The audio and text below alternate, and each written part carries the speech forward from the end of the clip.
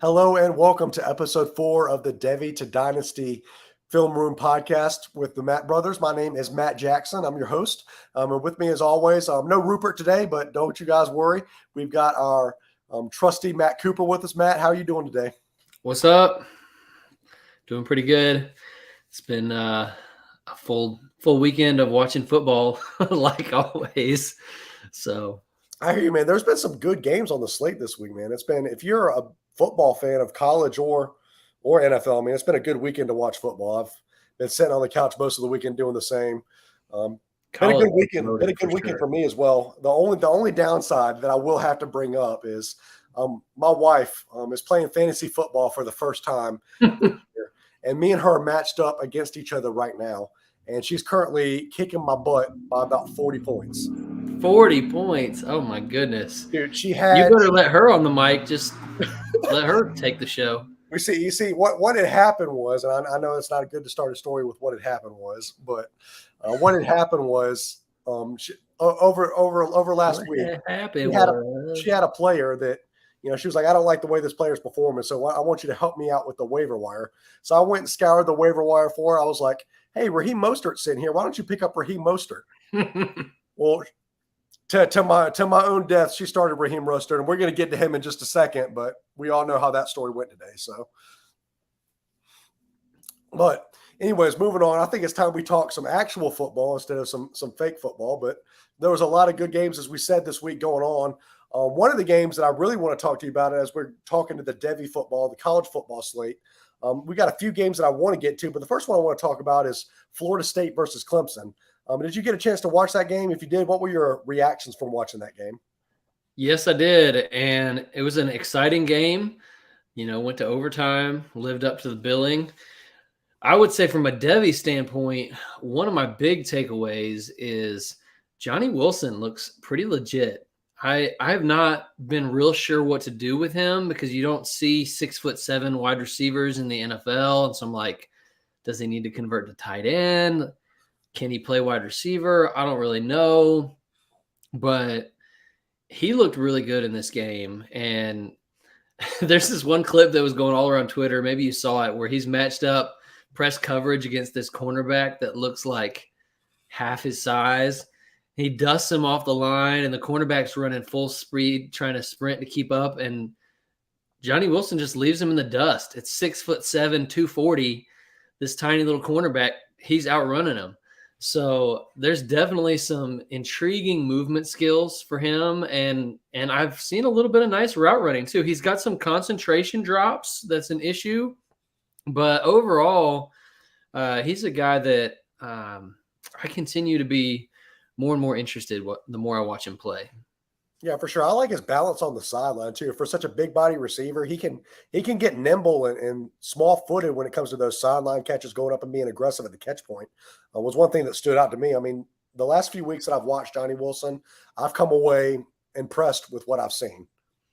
Yeah, and so, I mean, he makes some really nice catches too, like you mentioned. He's got when his concentration is there, like he can go up in traffic and he can make some spectacular catches with his hands. He had one late in this game where he just plucked it with like the very ends of his fingertips. It was like, how did he catch that? But then he has some frustrating where it hits him right in the hands and he just drops it. And it's just a concentration issue. So, but yeah, I like Johnny Wilson. And then another guy that stuck out to me was Will Shipley. For whatever reason, I feel like the Devy community has kind of left Will Shipley for dead the last couple of years.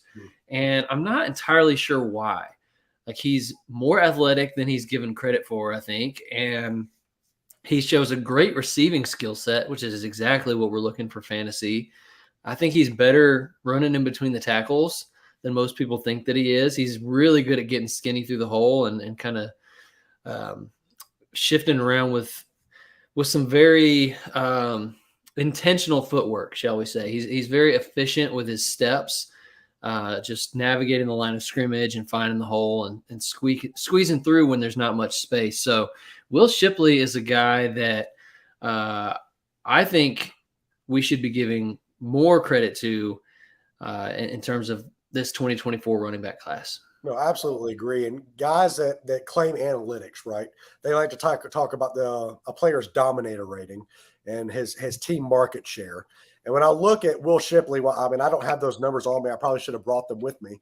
But when you look at Will Shipley, I mean, for a guy that, I mean, he's Clemson's entire offense. I mean, this entire offense starts and stops for the better or worse with Will Shipley. So, I mean, one thing I've really noticed about him this year is especially his ability to look better running between the tackles than he has the last few years. I think that's what's helping his stock rise a little bit. But yeah, I'm all with you with Will Shipley there.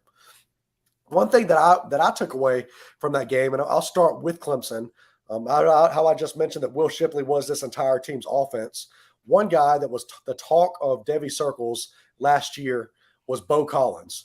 Everybody was all in on Bo Collins, and you saw him going in the second, third round in Devy drafts. For me, when I watch him the last few games, and I watched a few Clemson games now, he is criminally underwhelming. For as high as the stock was after last year, I'm not impressed by what I've seen on the film with Bo Collins. I mean, he's not putting up the stats that I want him to see. He's not getting off the line well. He's not running solid routes. I mean, he's almost non-existent in that offense. And for somebody that you would have had to pay quite a high price for last season, I mean, for me, Bo Collins isn't it. Yeah, I think I've seen enough as well to just say he's not a Devy asset. He doesn't separate. He's got hands issues and drops issues. Doesn't seem to step up in the big moments. So, yeah, I'm not too keen on his NFL prospects either. What about the Florida State side? Anybody stick out to you? Yeah, one guy that's really stuck out to me that a lot of people are talking about recently is Jordan Travis, the quarterback from Florida State. He's been somebody that you've seen his Devy stock rise over the last few weeks, and I got a chance to really sit down and dive into his mechanics, what he does as a quarterback this game while he was playing Clemson. You know, playing a tougher level of competition, and for him, for Jordan Travis, the more I came away and the more I watched him, I came away thinking he's not a Devy asset that I'm too particularly interested in right now. When you watch the way he plays, his game plan is more often than not to just throw jump balls to his receivers and let his 6'4", 6'7" receivers do the work for him. He doesn't go through his progressions as well as I want him to. His accuracy can be a little off at times, can be frustrating. He can make good throws, but his accuracy can kind of seem all over the place at times. For me, I think his wide receivers make him look a lot better than Jordan Travis is. I know he provides rushing upside, and we want that in the quarterback. But for me, until I see more from Jordan Travis, I'm out at the moment. Okay. He's actually been somebody that I've been pretty impressed with as I've watched play this year. I just think his ability to get off script and get out of the pocket and just be a playmaker when things aren't going according to plan has been impressive to me. And his decision making, which was really bad early in his career, has been much, much improved. So I don't think he's got a ton of arm talent. Yeah. I think his passes lack a little bit of that juice and zip that I want to see. But in terms of his decision making and his playmaking and just running that offense, I've been pretty impressed with him. So Here's something I do want to ask about him. With him being in college for as long as he's been in college, I mean, don't you expect him to do a little better than what he's been doing? Or don't you expect him to kind of do what he's been doing since he's been at that level for such a long time? And are we worried about his age if he does go to the next level? I don't know. I mean, you could say that about a lot of guys in this class. I mean, talking about Penix has been in college for forever. Bo Nix has been in college for forever. Spencer Rattler seems like he's been in college for forever. So it's going to be interesting to see how the NFL views these guys. But if they're dominating, I can't knock them and say, oh, well, they're only dominating because they're older than everybody else or whatever. Like I can only go off what I'm seeing. Exactly. So to me, um, I'm kind of lukewarm on Jordan Travis right now. He's probably in my tier 2 or 3 of quarterbacks in this class. I have been impressed, but I don't know that the arm talent is exactly what the NFL is looking for at the next level. Yeah, for sure. Well, moving on to another game that was just as interesting, the big time matchup of Colorado versus Oregon. You heard the talk all week. I mean, the hype around Colorado, and Oregon, better or worse, came in and said that, we're here to squash the hype, and they did that, right? I mean, they came out and blew out Colorado. But was there anything in that game that really jumped out to you? Yeah, I mean, they've looked this way the whole season, and so this happened maybe on a bigger stage where more people were watching. But Bo Nix continued to ball out like he's balled out all season. Looks like an early Heisman candidate. Troy Franklin looked completely unstoppable. He was running wide open every time, just torching guys off the line, looking really fast for a 6'3" wide receiver. Troy Franklin is a guy that I'm really high on for Devy. And Bucky Irving, I know you're going to talk a little bit about Bucky Irving in a second here, but he's electric. When he gets the ball in his hands, he makes people miss. He creates stuff that's not there just from the blocking, gets yards on his own with his own playmaking ability. So those guys looked phenomenal. And the Colorado side, not so much, right? Like I was watching the pregame, and Booger McFarland was like, Shedeur Sanders is going to be the best player on the field at all times in this game. And it was bad. I mean, they got blown out early. The game was basically over in the first quarter. And Sanders and that whole offense looked out of sync. Yeah. Sanders was running for his life the whole game, taking sack after sack after sack. Didn't seem like people were really getting open for him. So would love to hear your take on Shedeur Sanders. Like, is he a fraud? Was this just a rough game and he'll bounce back? What do we think about Colorado? What do we think about Shedeur Sanders? Yeah, I think personally what this is for Shedeur Sanders is it's a lesson learned, right? You play some high level competition. You play guys that are clearly more talented, more experienced than you, and I think that Colorado as a whole were just outmatched in this game. When I watched Shedeur Sanders, I mean, he took a good old fashioned butt whooping. I mean, let's just call it what it is, right? Sanders, he looked out of his element in the pocket. I mean, his fundamentals were garbage. His feet were moving all over the place. He wouldn't get his feet set on throws. He wouldn't level off his shoulders to his receivers. I mean, just his mechanics as a whole were out of sync. The offensive line wasn't blocking for him, so I felt like he was having to run for his life, and they just couldn't move the ball downfield. I'm not ready to go completely out on Shedeur Sanders because what I've seen out of him the last few weeks is a guy that I think could be something. A guy that we should take notice of. I think this is just a bad game. Now, what'll be a good test for us will be this USC game coming up this week. If he does the same thing versus USC, if they look the same, then we can start having some of those conversations. Because we know that USC can't stop a nosebleed, so he better be able to do something against those guys.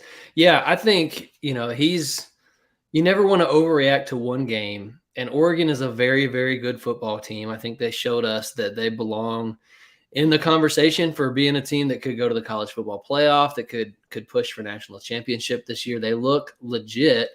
And I think hindsight's 2020. It's easy when they're winning games after they had one win last season to come in and be undefeated to this point, to do it with style, with the personality of Coach Sanders, to win that first game against TCU where they were 20-point underdogs.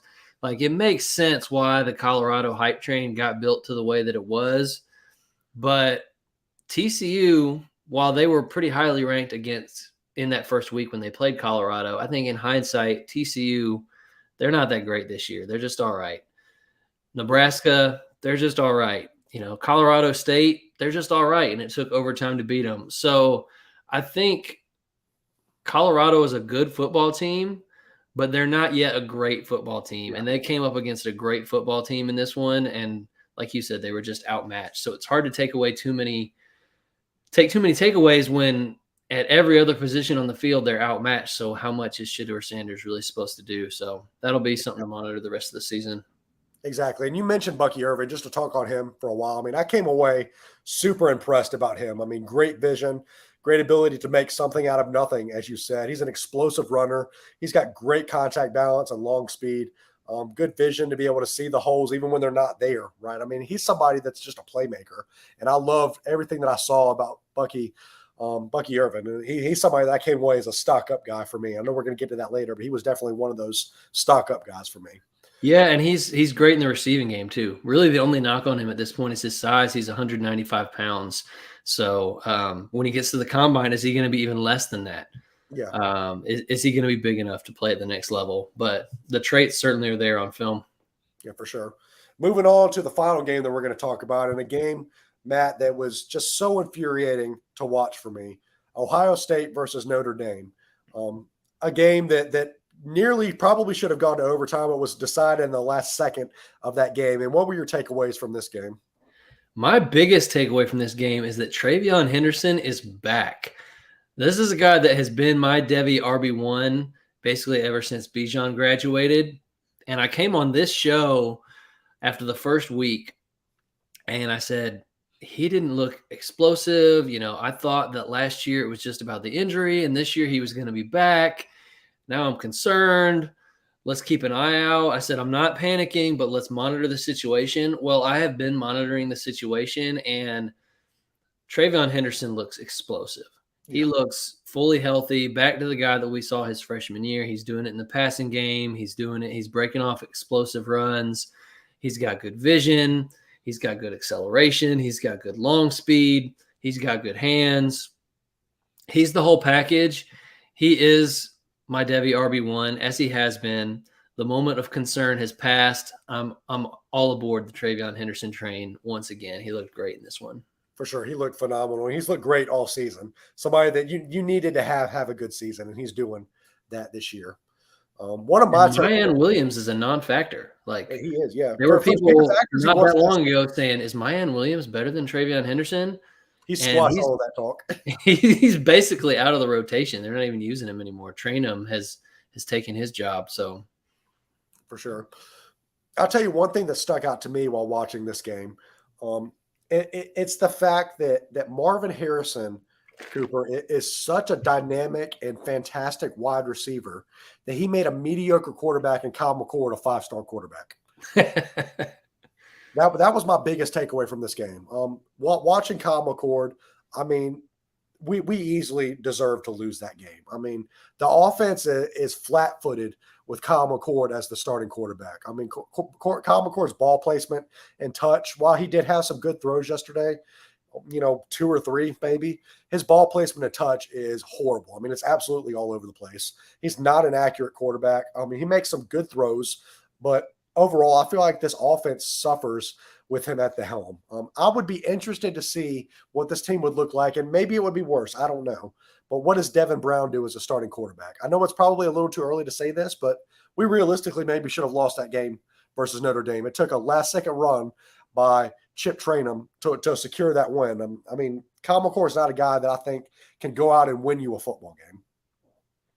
Yeah, it's kind of mind-blowing how teams like Ohio State and Alabama, with all of the recruiting pedigree that they have and all the NIL money, that they could come into a season and we could be talking 3-4 weeks in, who do they have at quarterback? Like, that could really train wreck both of these teams' season, that they just don't have a guy that they can really count on at the position. And McCord definitely had some head scratchers in this one. I think it was late in the game where Travion Henderson was going out to catch a pass, and Kyle McCord just threw it like a million miles over his head. And I was like, what are we doing here? Yeah. What is going on? It was like a check down throw, like easy pitch and catch, and it wasn't even close. So it makes me wonder, and I know we're playing the what if game, right? But what if Quinn Ewers is the QB2 in that offense behind CJ Stroud, and he stays and starts with Ohio State? I mean, we're having a different conversation now, right? If Quinn Ewers is there and it's not Kyle McCord. I mean, it makes you wonder sometimes. Yeah. It's always interesting to think about. Yeah. So moving on, before we head to the NFL section of today, were there any stock up or stock down guys you want to talk about for the show? Yeah, for the sake of time, I'm just going to go with one guy, and it's a stock up. And I got to shout out Xavier Legette from South Carolina. He's a guy at 6'3", 227 pounds that has major, major wheels. He took one play this week and housed it, and he just left everybody in the dust. And I got to be honest, like the first week I'm watching this South Carolina versus North Carolina game, and Juice Wells was banged up. And so here's this guy Legette, who's the go-to wide receiver, and he made some nice plays. And I'm like, okay, this kid looks pretty good. But I did not think of him at that time as a serious Devy asset. I was just like, who's this guy that I've never heard of that looks kind of good? And here we are about a month into the season. He has dominated every single game for them. Now, Juice Wells has continued to be banged up, and so he's been the de facto number one guy, but he is putting up some really nice production. He's got definitely NFL athleticism, and he's putting some nice traits, particularly his jump ball ability. So I saw a tweet that said he's inching closer to the top 5 in this class, and I was like, what are you smoking? Like, let's not get too carried away. All right. I'm beginning to take him seriously as a dark horse in this class, but top 5, come on. I mean, we got Odunze, we got Franklin, we got Neighbors, we got Harrison Jr., we got Ibuka. Like, that's 5. Get right out there. of here with this top 5 talk. All right. The guy, people are suckers for size and speed. Okay. He's stock up for me, but he's not stock up that high. But yeah. For sure. But yeah. He's somebody to monitor and somebody to pay attention to. And you could definitely see the train starting to roll, maybe a little too out of control, but somebody to monitor for sure. I'll tell you, and I'll just keep it at 1 as well for the sake of time, but a stock down guy for me, and it's just a tiny stock down. It's not a massive drop for me, but Dante Moore. You can see the arm talent. You can see the traits with Dante Moore. I mean, even in that game versus Utah on Saturday, he made some eye-opening throws, moving outside the pocket, moving up, and making some great throws downfield. But when you watch this game, I mean, he's got some decision-making things that he's got to get over. I mean, just true freshman mistakes. His very first throw, throws the ball just right at the defensive player. I think it was a double slant route that they were trying to run, throws it right in the defensive player's hands. I noticed him holding the ball a little too long, not going through his progressions, not getting the ball out, and just taking unnecessary sacks. Just some minor things that I need him to clean up. So it's a minor stock down. He's not somebody that I'm saying go and sell right now because I love Dante Moore, but it's something to notice when you're watching him. Yeah, I love him too. And it's, similar to what we said about Shedeur Sanders with them just being outclassed at every position on the field. Utah's a legit team. Their defense is sick, and he's a true freshman going into that environment. I was hoping to see him like really rise to that occasion, and then he would have been stocked like way up. But it's kind of understandable that he struggled, and he's got tons of college career left to continue to improve and develop. But yeah, he didn't look too good in this one. It was a struggle for sure. Well, what do you say we move on to some NFL talk? And we're going to do it a little differently for those that are listening. I know we normally talk about news and notes, takes that we saw from the NFL season, then move into buys and sells. But we're going to do this a little differently tonight. Me and Matt Cooper were talking today, and we thought it would be fun if we did some overreaction and underreaction for NFL takes. And I thought, what better way to start than the absolute shellacking that the Miami Dolphins gave the Denver Broncos today. So with our first take, Matt, I'm gonna head this one over to you. But for our first overreaction or underreaction, Devin Achane is taking over the Dolphins' backfield and is going to be a plug-and-play starter moving forward. Is that an underreaction or overreaction? Okay, first I got to share this meme that I saw. So I thought it was so funny. They showed the 70-20 score, and they said the state of Colorado hasn't seen a beatdown this bad since yesterday. So yeah, since we cover both college and NFL here, I thought we'd appreciate that. But to answer your question, is Devin Achane taking over the Dolphins' backfield, and will he be a plug-and-play starter moving forward? I'm going to say that is an underreaction. And the reason that I say that, is he going to take over the backfield in the sense that he's a full bell cow and he gets all the touches? No. I think between his size and just the fact that they trust Mostert and he's been in that system for years and years and years, like Mostert is going to continue to be involved. He also looked great today. He's a little bit more built to be kind of their goal line back. So Mostert's going to continue to be involved. But is Devin Achane clearly has he established himself as the most explosive back in that offense that just they have to find a way to get him on the field and get the ball in his hands? Yes, I think he's going to be heavily involved moving forward, and I don't think you're going to see any more of this Salvon Ahmed BS with him being a healthy scratch or whatever. Like, I don't know what was going on there, but Devin Achane has risen, I think, to the status of kind of the 1A in that backfield. 200 yards rushing, 4 touchdowns. Like, they're not going to score 70 points every week. He and Mostert aren't going to be able to both go off every week, but I think it is an explosive offense, and he is going to be enough touches that you can feel good about plugging him into a flex spot confidently for the rest of the season. For sure. I think it's an underreaction too. I mean, he looked phenomenal. I mean, I think his best trait is, I mean, his dead leg, almost kind of what DeAndre Swift reminded me of in college at Georgia. His dead leg, one cut, get up the field. I mean, he's got some juice. I mean, cut and go type of guy. He's elusive in open space. I mean, he looked phenomenal. And he broke some tackles too. That first touchdown, he was breaking tackles and pushing the pile. Like, he's got more power than you would think for a guy his size. For sure. And the receiving ability to boot, right? Caught two for touchdowns. Dynasty, I mean, he's stock way up. I loved what I saw, and he's probably going to be – he might be the top scoring rookie running back this year. Like, how many weeks is it going to take Bijan to catch up to the 150-point performance that he put in this one? So he got himself a little – I mean, Bijan got a head start. It's gonna be close because, I mean, obviously Achane plays in a better offense, and Bijan is being hamstrung right now by Arthur Smith, who insists on using Tyler Algier. But if you told me at the end of the year, after seeing what I saw today, that Devin Achane is the top scoring rookie running back, it wouldn't shock me. No, for sure. Well, let's move on to another one, and this one is one that I'm a little passionate about, so I'm excited to hear your take. But Sam Howell was fool's gold and will be replaced by the end of the year. Overreaction or underreaction? I'm going to say overreaction. That's tough for me. I don't love Sam Howell. I don't think him being a fifth-round pick is super likely that he's going to pan out and be the long-term answer there. I think he's just okay. And eventually they're going to want a difference maker at that position. So I think he will be replaced. I don't know if it'll be at the end of this year. But the Bills' defense is really good. And this was one bad game, and he's had a couple of good ones already coming out. So I'm not going to hit the panic button off of one bad game. But I don't think Sam Howell is an incredible football player, but I don't think he's a terrible one either. What do you think, Matt Jackson? I think it's an overreaction to a slight one.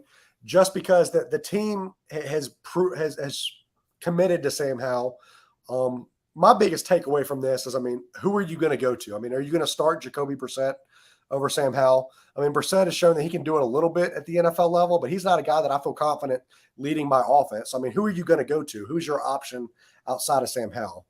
I think this is one of those things that it was just chalk it up to a bad game. He hasn't looked horrible. I mean, he hasn't looked great either, but he hasn't looked horrible the last few weeks. I mean, I think it's an overreaction, a slight one, just for the. He did look terrible today, but it's one bad game. If he keeps playing like that, though, a couple more weeks, and they'll be calling for Jacoby Brissett for sure. But the Bills' defense is tough. It's one bad game. We'll give them a pass for now. For sure.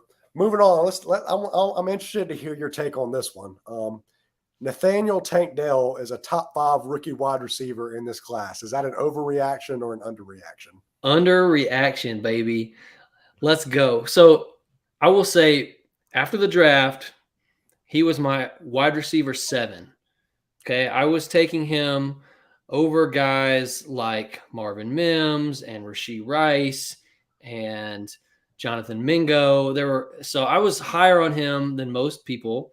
I loved his tape. He's, obviously the only concern was his size. I mean, with the way that he was dominating college football, with the way that he created separation on his routes, made contested catches, yards after the catch. If he was not so tiny, everybody would have been in love with this guy. And, I looked at it. I said, look, he's got a clear opportunity to go in and be the wide receiver 1 on his team. He's got great traits on film. Let me take a chance on this outlier guy. So I've got a lot of Tank Dell shares. So he moved up. He was my wide receiver 7 behind Jaden Reed, Josh Downs. I think he's clearly done enough to jump those guys. Then the question is Quentin Johnston. And I'm going to go ahead and I'm going to screw it. Let's just put Tank Dell ahead of Quentin Johnston, because Quentin Johnston is, even after Mike Williams got hurt, like, who went in the game and caught a touchdown? It was Josh Palmer. So all of my concerns about Quentin Johnston, I've seen nothing to dissuade them so far. He's a guy that I was low on, and Tank Dell looks wheels up. I mean, he's earning a massive target share. He's winning. He's putting up the production. So, yeah, give me Tank Dell as a top 5 rookie wide receiver. I think it's an underreaction. I'll go as far to say this. I'll take, guys like Zay Flowers and what's the other guy's name? We got Addison, we got JSN, Flowers, and Puka, and those are the only guys right now that I think have a case to be ahead of Tank Dell, in my opinion. And I would even I know we all love Puka. I know we're all love with his traits and what he's done on the field, his connection. I would argue he's closer to 4 than he is 5 right now. And that's just me watching him. And the way he torches defenses, I mean, it was just his size, like you said, that we were concerned about. And he's blown away everything that we wanted him to see on film. I think top 5 is easily where Nathaniel Dell is and Tank Dell is. And I think he's closer to 4 than he is 5. All right. Well, we agree on that one then. So just for the second time, I'm going to skip a few just because I know we're running close to the end here, but I want to do a few more. I want to do this one right here.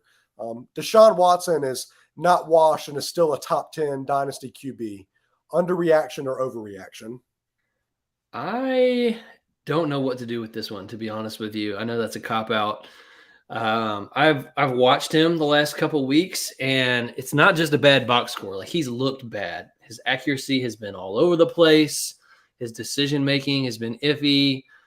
And, I mean, you still see the physical traits that made him such a successful quarterback earlier in his career. So physically, he's very much not washed. Mentally, I don't know what's going on with the guy. He played phenomenal today. He had a very good completion percentage, threw 2 touchdowns, almost 300 yards.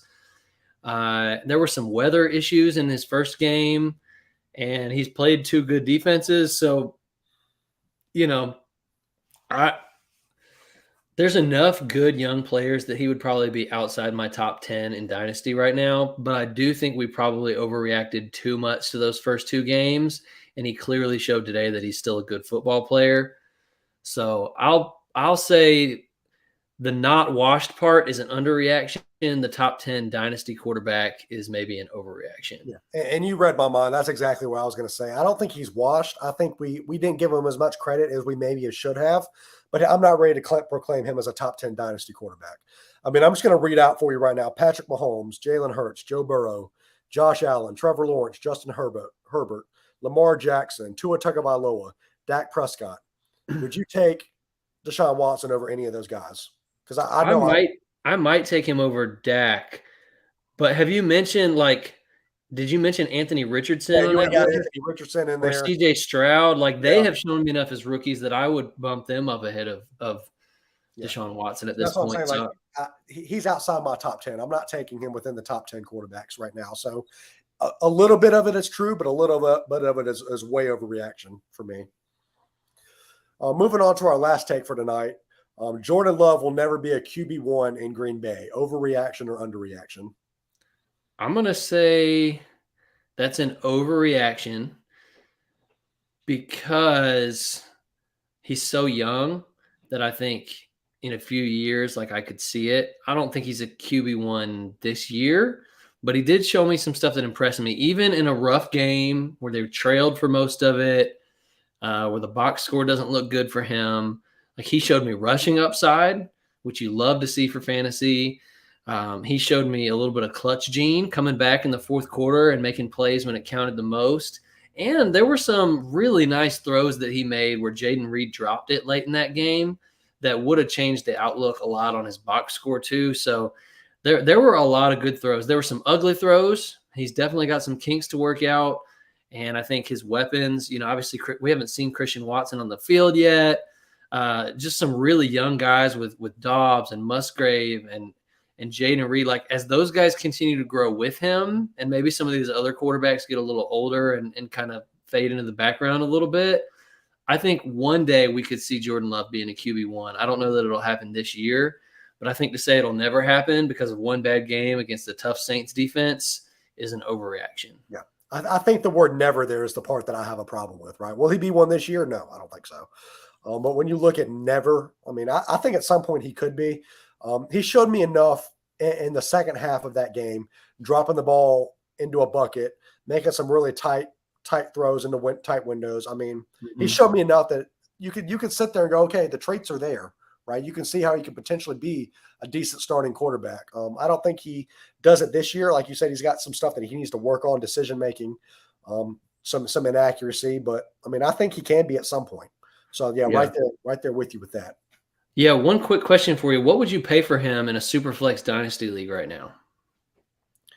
I think I would be comfortable paying, and I know this doesn't get it done, so maybe I'm a little lower on Jordan Love than most people, but I would feel comfortable playing a mid to late first, and that's about it for me right now. And Yeah. I know that doesn't get it done, but Yeah. I wonder what the plus would be that you would have to give on top of that at this point, given what he's shown the first 3 weeks. I'd be curious because I haven't put any offers for him, but I think a mid first plus like a good young running back or wide receiver. I don't know, could I give a mid first and Jerry Judy? yeah, Would that get it done? If it would, I think I would make that deal. So if it's outside the projected top 4 or 5 next year, 2024 first, and I could throw kind of a mid tier running back or wide receiver on top, I would do that. and I think that might get it done for somebody that maybe has the QB depth or maybe just doesn't is getting a little frustrated with some of the inconsistencies they see with them. Maybe that does get it done. I might pay the mid first and a smaller player, but I'm like I said, I'm lower on Jordan Love than most. So, well, that about does it for tonight's show. Before we sign off, Cooper, do you want to tell the people where they can find you on Twitter and one game that you're looking forward to watching this coming weekend? Yeah, you can find me at Devy2 Dynasty FR, the number 2, not TO. And that's also the YouTube handle. So if you're listening to this on Apple Podcasts and you want to check out the YouTube channel, youtube.com/ at Devy2 Dynasty FR. We do film breakdowns, strengths, weaknesses, risers, fallers, buys, sells, all that kind of stuff here on the YouTube channel. So come check it out.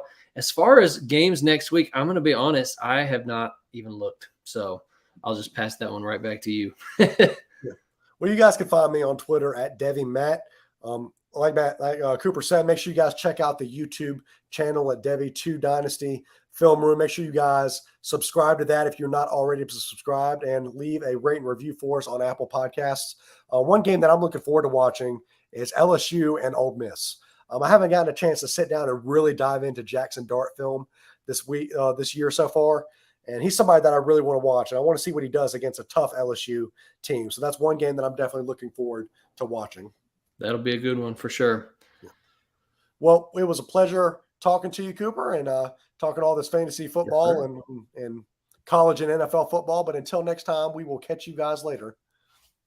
Peace.